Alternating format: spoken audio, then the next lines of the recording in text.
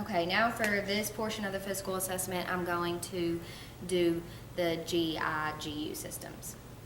So the first thing I'd want to do is listen to my abdomen. We always want to listen before we palpate or do anything like that.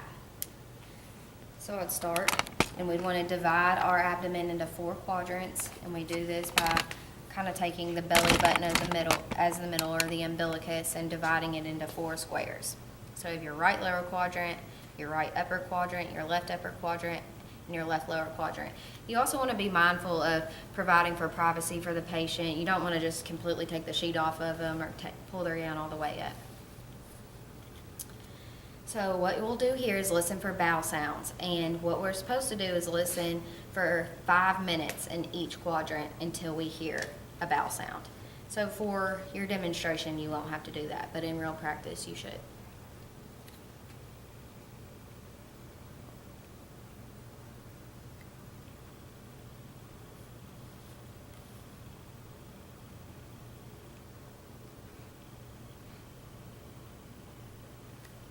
Okay, and bowel sounds were present in all 4 quadrants. Miss Gray, have you had any sort of abdominal pain or tenderness anywhere? You always want to ask the patient this before you start palpating. She says no, so I'm just going to gently palpate like this. You don't want to poke the patient in all 4 quadrants, checking for any sort of masses or lumps or any sort of tenderness like that. And everything feels good. She doesn't feel distended. I don't note any scarring or anything like that. Her abdomen is flat. So we'd go ahead and cover the patient back up. Now, Miss Gray, do you have any difficulty using the restroom? Are your bowel movements okay?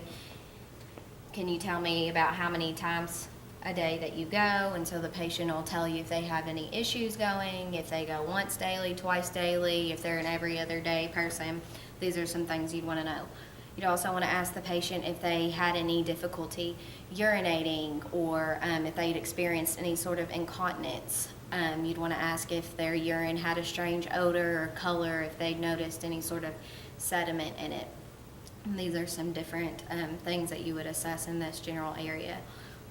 You can also, at this time, if you needed to assess the reproductive organs, this would be a good time to do that. You'd want to ask a female if when their last menstrual period was, if they were having any issues with that. You'd want to check the genital area for any sort of abnormalities or anything like that. And also, if the patient had an ostomy, you'd want to assess that site as well. You'd want to ask them questions about their ostomy, but this patient did not have that. If they had a catheter, you'd also assess that at this point as well.